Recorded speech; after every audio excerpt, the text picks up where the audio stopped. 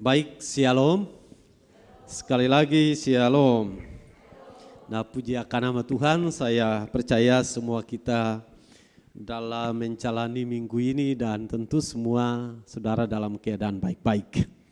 Kita cukup banyak berjuang dan bergumul di tengah perjalanan hidup yang sedang kita jalani di masa-masa terakhir dari kehidupan, yang saya bisa katakan masa-masa terakhir dari kesempatan yang Tuhan anugerahkan di mana kita hidup, atau masa di mana menjelang kedatangan Tuhan. Dan kerinduan saya, kerinduan semua kita, agar supaya pada akhirnya kita tetap setia sampai akhirnya. Nah, Bapak Ibu Saudara yang dikasihi Tuhan Yesus Kristus, pada kesempatan hari ini kita akan belajar bersama kebenaran firman Tuhan. Firman Tuhan yang terdapat di dalam Pertama Petrus pasal 2.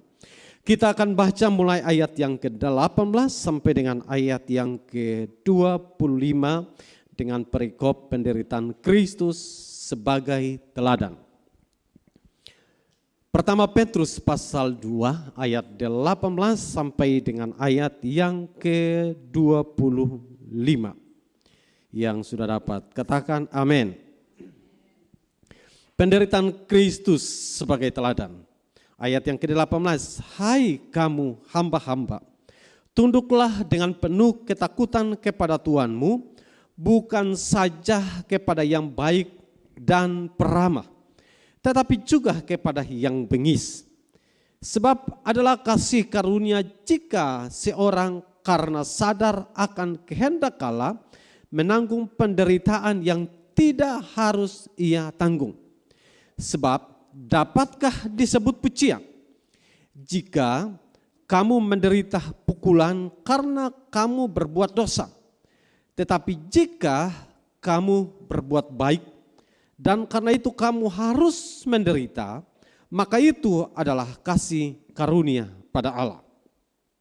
Sebab untuk itulah kamu dipanggil, karena Kristus pun telah menderita untuk kamu dan telah meninggalkan teladan bagimu, supaya kamu mengikuti jejaknya. Ia tidak berbuat dosa dan tipu tidak ada dalam mulutnya. Ketika ia dicaci maki, ia tidak membalas dengan mencaci maki. Ketika ia menderita, ia tidak mengancam, tetapi ia menyerahkannya kepada Dia yang menghakimi dengan adil. Ia sendiri telah memikul dosa kita di dalam tubuhnya di kayu salib, supaya kita yang telah mati terhadap dosa hidup untuk kebenaran. Oleh bilur-bilurnya kamu telah sembuh. Sebab dahulu kamu sesat seperti domba, tetapi sekarang kamu telah kembali kepada gembala dan pemelihara jiwamu. Amin. Saudara yang dikasihi Tuhan kita Yesus Kristus, dari teks ini saya ingin menyampaikan sebuah pelajaran penting bagi kita dengan topik berusaha, mengingat dan mengikuti. Jadi sekali lagi, berusaha, mengingat dan mengikuti teladan Kristus. Kadang kita hanya sebatas mengingat dan berhenti di situ. Kadang kita hanya sebatas mengenang karya tentang salib Kristus dan kita berhenti di situ. Kadang kemudian kita begitu puja tentang karya yang hebat, lalu kemudian itu menjadikan sebuah simbol kekristenan, yang kemudian ditaruhlah salib yang ada di dalam gereja, ada di dalam rumah, dan ada yang digantung di leher. Terlihat bukan lagi manusianya yang berjalan, tapi terlihat salib yang berjalan. Karena begitu besarnya salib yang tergantung. Saya pernah melihat seseorang yang katanya itu emas, tapi besarnya ya lumayan, hampir 1 jengkal. Katanya hampir 1 atau 2 kilo lah, katakan begitu. Bentuknya salib, terbuat dari emas. Tetapi kemudian ingin saya sampaikan, Tidak salah lah kalau kemudian menyampaikan atau meletakkan simbol-simbol kekristenan, tidak salah. Tetapi akan menjadi salah kalau kemudian kita membanggakan pada simbol dan berhenti di situ. Akan menjadi salah ketika kita hanya mengenang dan berhenti di situ. Akan menjadi salah ketika kita hanya ingat dan berhenti di situ. Kenapa? Karena ketika kita ingat, ada sesuatu yang lain yang mendorong kita untuk kita harus bisa belajar apa yang membuat dia bisa melakukan semua yang hebat-hebat itu. Dan tentu kemudian kita harus ikuti dengan mengatakan, saya mengingat akan karya Kristus.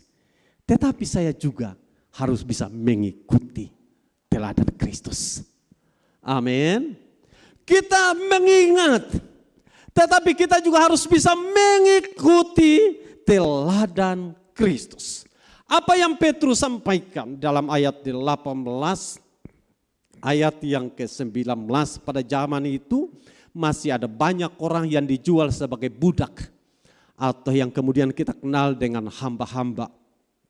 Mereka kadangkala hak-hak asasi mereka itu dicabut. Sesuka hati, bayangkan manusia yang satu dijual kepada orang yang berkuasa atau katakanlah orang yang miskin, yang papa, yang tidak berdaya, mereka dijual atau diperdagangkan kepada orang-orang yang kuat, yang punya kuasa, yang punya kekayaan. Tujuannya apa? Dipekerjakan. Bahkan kadangkala justru mereka dipaksa, mereka dicabut hak-haknya. Sehingga mereka seakan tidak berkuasa. Secara pribadi mereka terlihat masih bernapas. Tapi bahkan napas mereka bisa saya katakan secara ekstrim. Bahkan napas mereka juga diatur oleh mereka. Dan firman Allah katakan, ini Petrus sampaikan. Bukan hanya taat kepada mereka yang baik-baik. Tapi juga kepada mereka yang bengis. Petrus sedang ingin membawa pikiran kita untuk terus mengikuti alurnya. Dengan mengatakan bahwa Kristus pun mengalami hal yang sama.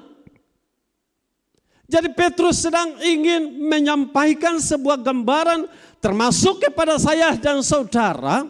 Agar supaya poin-poin yang perlu kita ingat adalah poin-poin bagaimana kita harus mendudukkan apa yang mesti kita kerjakan dalam konteks kekristenan kita. Dan Petrus kemudian menyampaikan itu dengan sangat tegas. Sehingga saya bisa memberikan ada sekurangnya beberapa poin yang kiranya itu menjadi refleksi bagi saya dan saudara. Kenapa kita harus mengingat dan mengikuti teladan Kristus. Apa yang kemudian kita harus belajar dari Kristus. Apa yang perlu kita ikuti tentang teladannya? Tentu banyak hal. Saya ingin membuat beberapa ringkasan. Yang pertama bahwa Kristus melakukan apa yang menjadi tugasnya. Dan karenanya dalam ayat yang ke-20 itu menjelaskan buat saya dan saudara. Dikatakan begini. Ayat yang ke-20. Sebab dapatkah disebut pujian jika kamu menderita pukulan karena kamu berbuat dosa.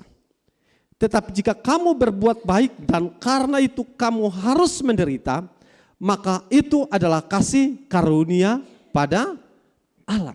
Nah, perhatikan apa yang Petrus sampaikan sedang mengajarkan buat kita satu prinsip penting terkait dengan sebuah kehidupan yang ingin saya katakan bahwa dalam ayat yang ke-19 Petrus juga menyampaikan dan pernyataan Petrus ini kiranya juga menjadi bagian yang penting. Dikatakan begini, sebab adalah kasih karunia jika seorang karena sadar akan kehendak Allah, perhatikan kata sadar akan kehendak Allah, menanggung penderitaan yang tidak harus ia tanggung.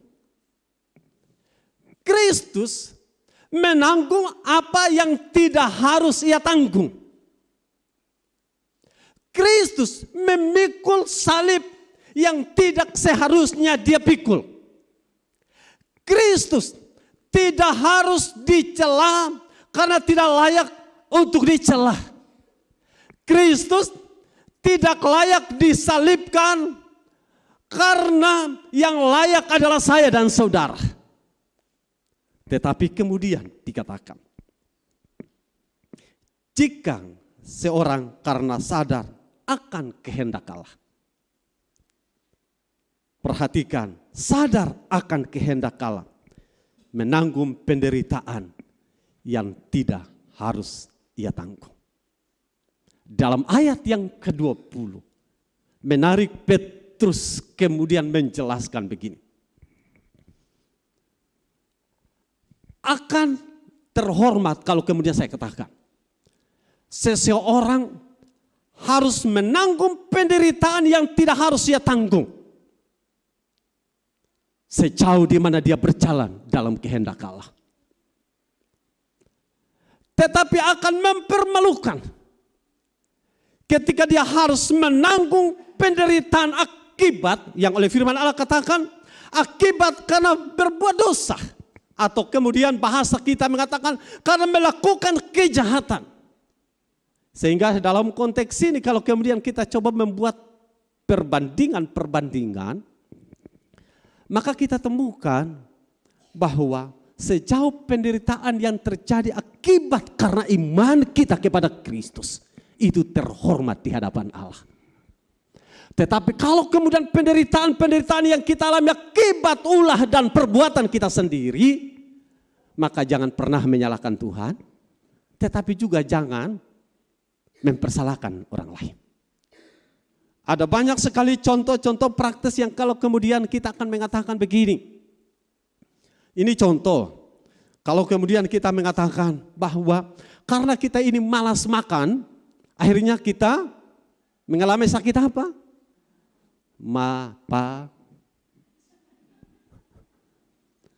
Lalu kemudian kita mempersalahkan siapa di sini? Siapa yang harus disalahkan? Karena kita tidak disiplin dengan pola makan. Akhirnya kita katakanlah lebih cenderung ke soal sakit lambung ya. Kemudian karena kita tidak sibuk dengan makan, karena sibuk dengan kerja, lupa dengan makan, pola makan tidak diatur dengan baik, akhirnya kita harus mengalami sakit yang demikian. Pertanyaan, mau salahkan siapa di sini? Tentu diri sendiri. Dalam konteks yang dalam hubungannya dengan hal rohani, kalau kemudian kita bicara tentang soal dosa. Kalau kisah hari-hari ini yang lagi tren dengan namanya Bapak Sambo. Siapa yang salah di sini?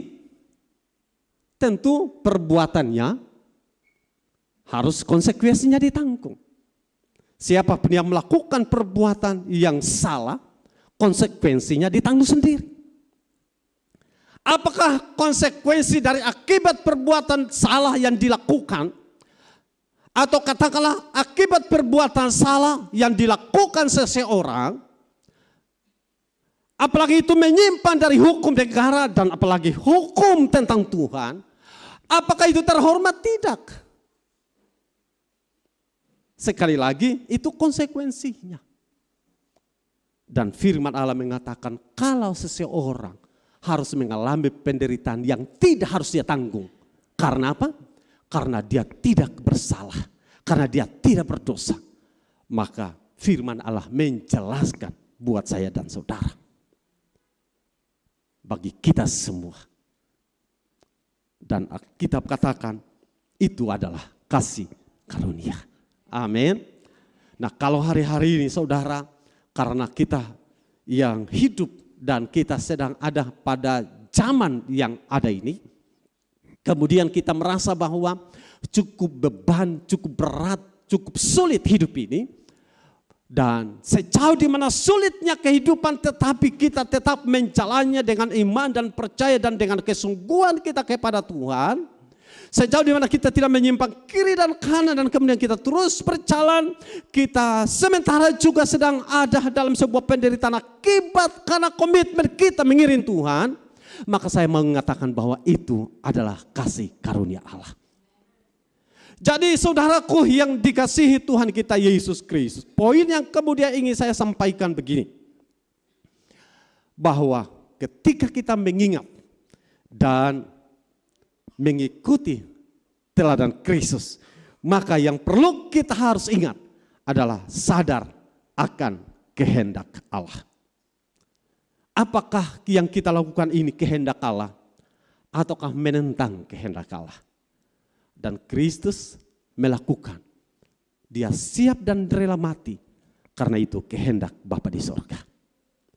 Dia rela disalibkan karena dia tahu itu kehendak Bapa di sorga. Tujuannya supaya saya dan saudara diselamatkan. Yang kedua, dalam ayat yang ke-23, ini menarik. Setelah ayat yang ke-20, ayat yang ke-21, di dalam ayat yang ke-23 dikatakan ketika ia dicaci maki, ia tidak membalas dengan mencaci maki. Ketika ia menderita, ia tidak mengancam, tetapi ia menyerahkannya kepada Dia yang menghakimi dengan adil. Poin kedua yang menjadi perhatian untuk kita ingat dan mengikuti teladan Kristus, poin yang kedua, ia tidak membalas. Halo, ada amin? Teladan Kristus atau yang perlu kita ingat dan teladan Kristus yang harus kita ikuti, ia tidak membalas. Saudara, kalau orang yang tidak berdaya dan diperlakukan tidak adil, maka yang kita pastikan dia berserah. Karena melawan pun tidak berdaya. Satu-satunya cara ya sudah dia berserah. Ada istilah orang sekuler mengatakan ya sudah, terima nasib. Terima nasib. Karena melawan tidak mungkin.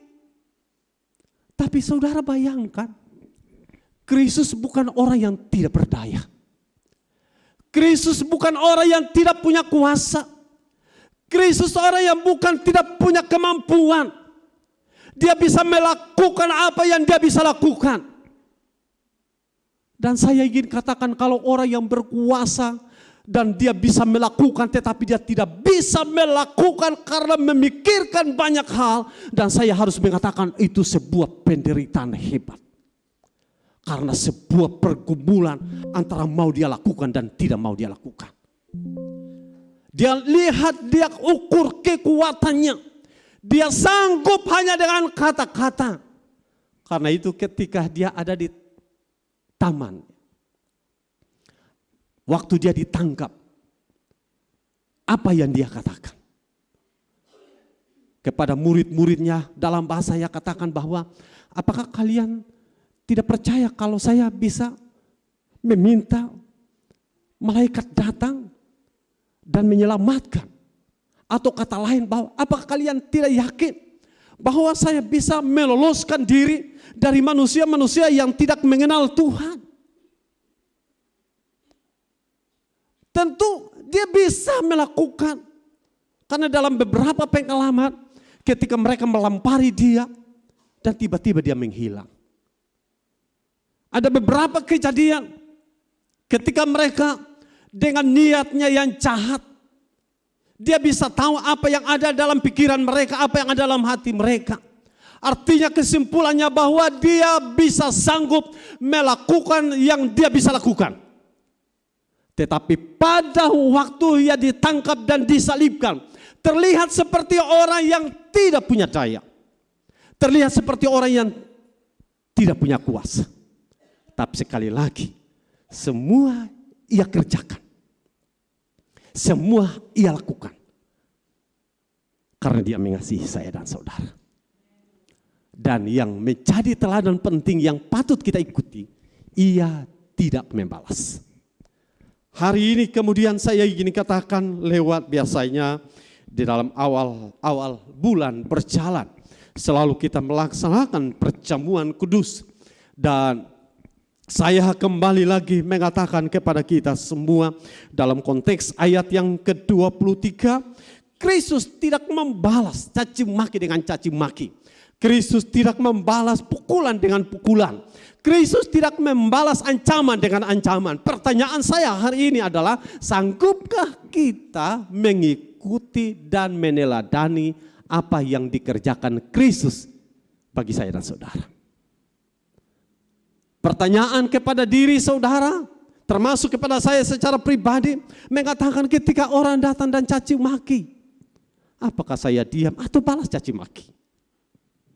Apakah satu orang dengan satu kata yang disampaikan kepada saudara atau kepada saya, kemudian kita 1000 kata membalas kepada orang lain untuk mengatakan alih rasa itu.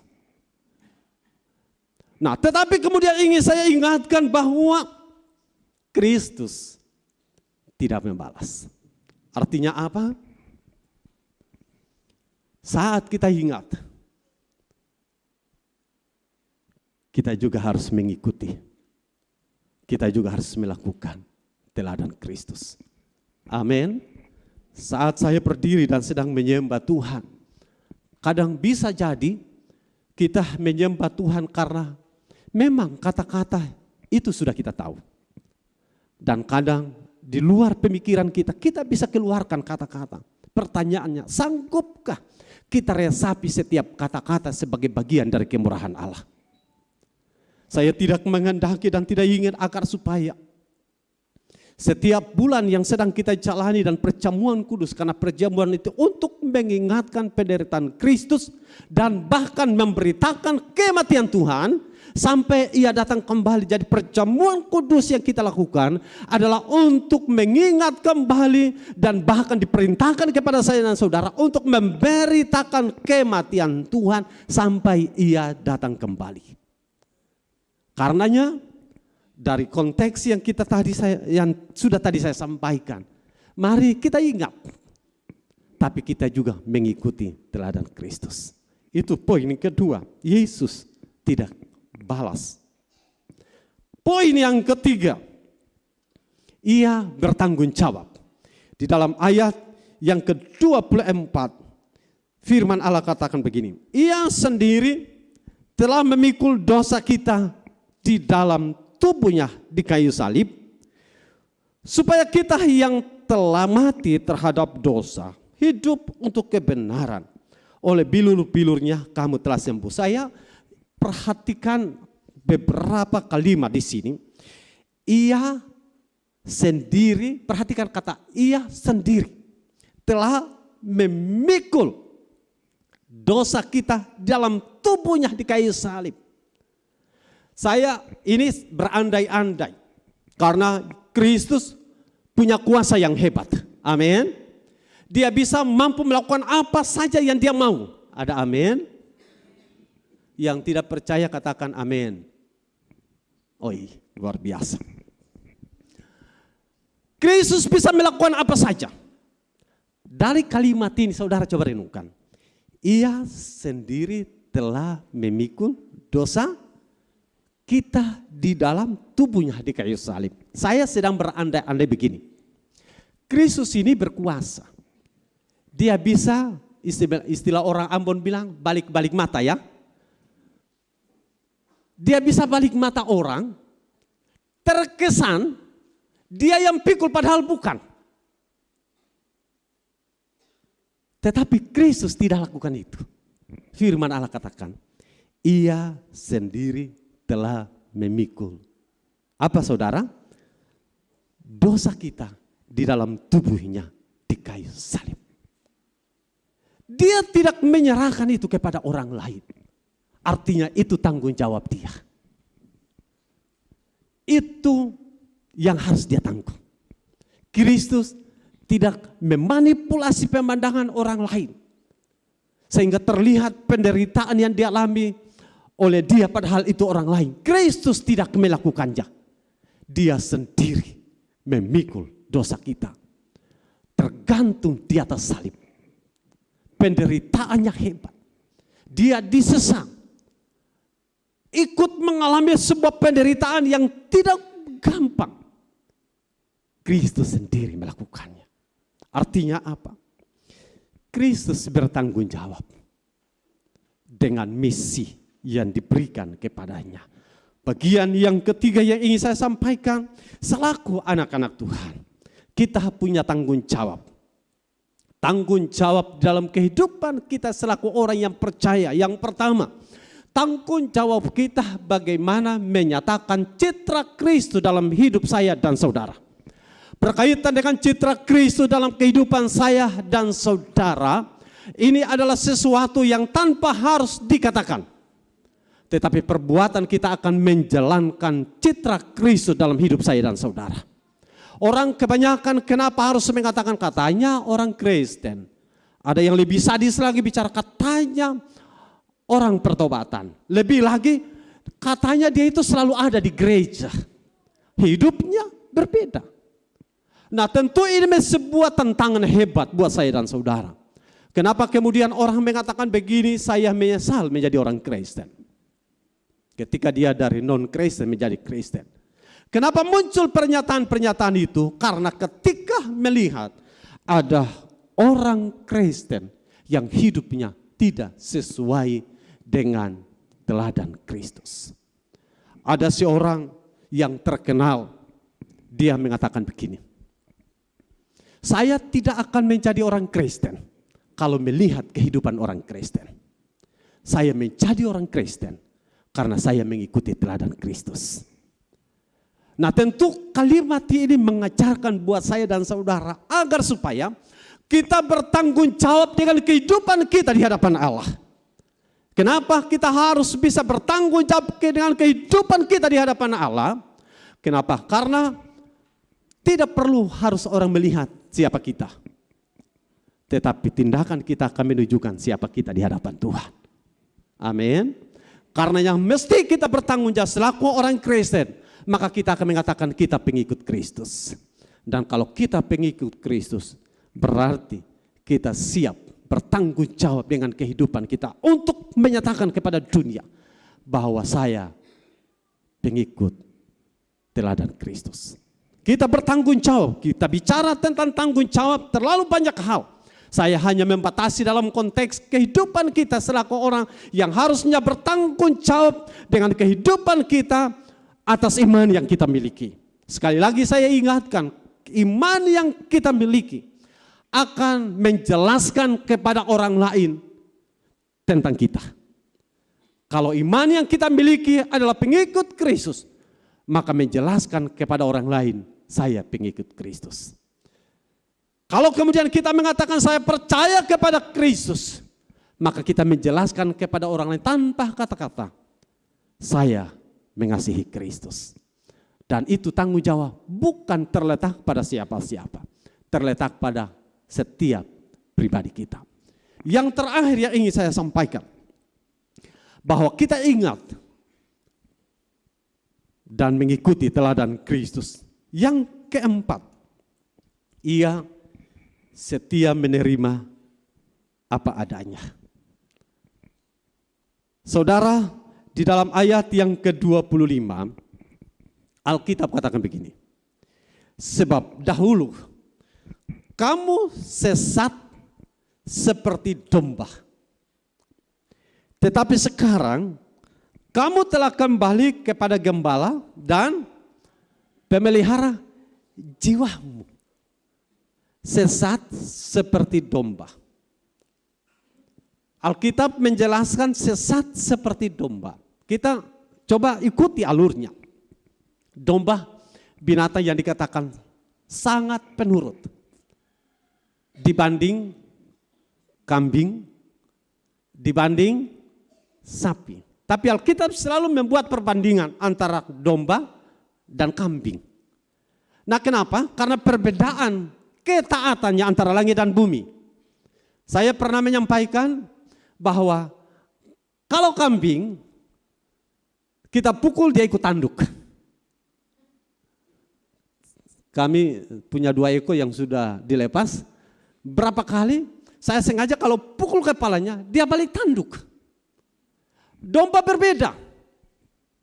Karenanya domba biasanya kalau kemudian dibawa ke kandangnya, selalu dia berbaris. Tidak seperti kambing.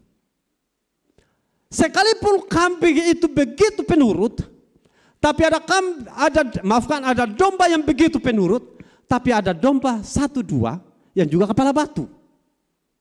Nah, satu-satunya untuk kemudian menjadi domba yang taat, kakinya dipatahkan.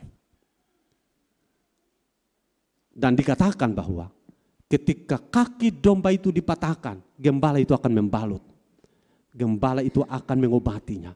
Dan setelah diobati, domba itu akan menjadi domba yang lebih taat dari domba-domba yang lain. Saya dan saudara berapa banyak kali Tuhan harus patahkan kaki kita. Mungkin Tuhan tidak patahkan secara fisik. Kadang ego kita Tuhan harus patahkan. Mungkin kadang-kala kita tidak mengerti, tetapi Tuhan sedang mematahkan sesuatu dari diri kita supaya kita menjadi orang yang mengakui hanya Tuhan segalanya. Tanpa kita sadar bahwa kita sedang masuk di dalam didikannya Tuhan. Kita mungkin terlihat kuat, kita mungkin terlihat seadanya, tapi sadar atau tidak, kadang justru Tuhan mengizinkan kita, ada istilah bilang kita sedang ada di dalam pendidikannya Allah. Dan pendidikannya Allah kalau dalam ilustrasi tadi, bisa saja Tuhan sedang izinkan persoalan-persoalan yang kita hadapi sebagai sarana Tuhan patahkan satu kaki dari kita sebagai domba. Supaya kita menjadi domba-domba yang menyenangkan Tuhan. Dan Alkitab menjelaskan ini.